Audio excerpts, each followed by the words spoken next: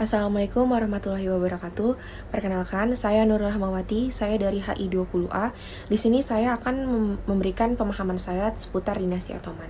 Kita mulai dari sejarah berdirinya dinasti Ottoman atau bisa dibilang Kesultanan Utsmaniyah yang didirikan oleh Osman I pada abad ke-14. Kenapa dinamakan Ottoman juga? Karena waktu itu masyarakat Turki lebih bisa ngomong Ottoman dibanding Utsmaniyah. Nah, Kesultanan Ottoman sendiri adalah kerajaan Islam yang terkuat dengan multinasional imperium dan multibahasa yang mengendalikan sebagian besar Eropa Tenggara, Asia Barat, serta Afrika Utara. Dengan Konstantinopel sebagai ibu kotanya dan kekuasaannya, Kesultanan Utsmaniyah menjadi pusat interaksi antar dunia selama lebih dari 6 abad. Tata negaranya juga terbagi menjadi beberapa sistem yang sangat sederhana, yaitu dengan militer dan juga sipil. Nah, di masa Kekaisaran Ottoman ini menjadi catatan penting bagi kita semua ya, bagi umat Islam, karena mampu menguasai wilayah yang sangat besar seperti Turki dan merupakan kerajaan Islam satu-satunya yang berjaya dan punya banyak akuisisi negara-negara Eropa maupun negara Islam sendiri pada zaman itu. Nah, dengan mereka mengakuisisi banyak negara, mereka punya visi dan misi bahwa mereka akan mempertahankan, menjamin dan memperluas tanah Muslim dan keselarasan di dalam perbatasan sesuai dengan konteks Islam dan kedaulatan dinasti. Nah, dinasti Ottoman ini juga tidak terbandingi dan tidak terlampaui di dunia di dalam prinsip Islam kala itu. Dan merupakan kerajaan Islam yang benar-benar mengakuisisi banyak negara-negara Eropa maupun negara Islam ya pada zaman itu sendiri gitu. Jadi pada saat itu Ottoman lah yang menjadi kerajaan Islam yang terkuat di dunia pada zaman itu. Nah, dinasti Ottoman juga mencapai puncak kejayaannya disebabkan karena beberapa faktor utama tersebut, yaitu pertama, pengelolaan pemerintahan yang baik. Seperti yang tadi saya bahas, pemerintahan dinasti Ottoman dibagi menjadi 2 sistem, yaitu dari sistem militer dan juga sistem sipil. Kedua, keadaan perekonomiannya yang baik. Nah, sejarah perekonomian Turki itu dibagi menjadi 2 periode, yaitu pertanian yang memberikan keluasan kepada setiap wilayah untuk mengembangkan potensi pertaniannya. Kedua, era reformasi, yaitu era perbaikan pengaturan sistem pemerintahan yang terdiri atas perbaikan administrasi publik dan perubahan sistem politik. Nah, perekonomian penduduk yang mapan tersebut itu merupakan syarat utama bagi keberlangsungan hidup mereka dan merupakan syarat utama kenapa Ottoman itu bisa mencapai puncak kejayaan. Nah, selain itu juga mereka bertujuan untuk menguasai beberapa jalur perdagangan, diantaranya itu Arab, Mesir, dan juga Samudra Hindia. Nah, yang ketiga, penguasaan ilmu pengetahuan dan juga budaya. Nah, kemajuan teknologi di dinasti Ottoman ini sangat signifikan. Terbukti dari beberapa penelitian mereka, yaitu sains, astronomi, dan beberapa penelitian lainnya yang sangat signifikan ya. Dan selanjutnya ada militer yang kuat dan gemar melakukan ekspansi. Nah, melakukan ekspansi dan gemar mengakuisisi negara, baik negara Islam maupun negara Eropa lainnya juga melakukan kunci faktor utama kejayaan dari dinasti Ottoman tersebut. Beberapa diantaranya adalah perang melawan Byzantium dan menaklukkan ibu kota Bursa menjadi ibu kota Utsmani. Selain itu juga ada Kosovo, Nikopol, dan Gallipoli. Nah, karena beberapa faktor tersebut menjadikan Ottoman selain memiliki kekuasaan yang begitu luas dan masa kejayaan yang begitu lama, menjadikan kerajaan Eropa juga tertinggal jauh di bawah kerajaan Ottoman ya. Pandangan beberapa negara pun negatif terhadap kerajaan Ottoman karena Ottoman dianggap seperti merasa superioritas lah karena kejayaannya sudah tidak terbandingi lagi dengan kerajaan Eropa. Mereka jadi punya rasa superioritas yang menganggap bahwa mereka nggak selevel lagi dengan negara-negara Eropa lainnya gitu.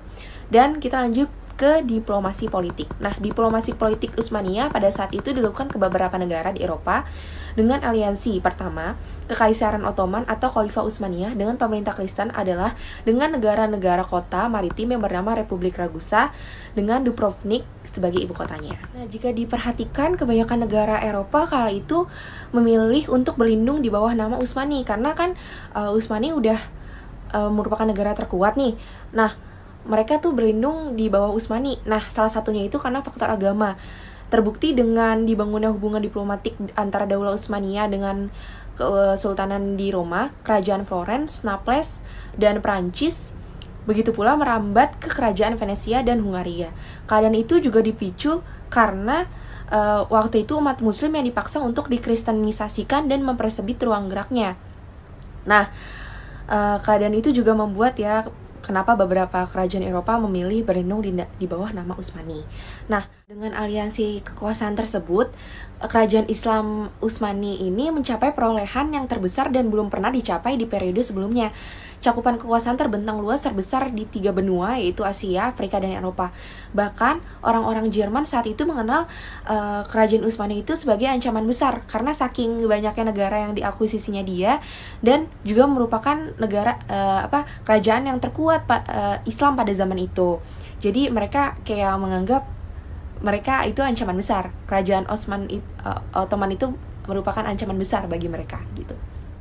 Nah, selain itu juga dikutip dari Nuri Yurdusev dalam buku Ottoman Diplomacy Confessional or Unconfessional menjelaskan duta-duta Ottoman yang ditempatkan itu sangat terbatas ya waktunya dan juga sementara sifatnya, karena mereka menganggap kalau misalkan perjanjian dan pertemuan itu tidak menguntungkan dinasti Ottoman, kerajaan Ottoman, ya mereka nggak mau bekerja sama.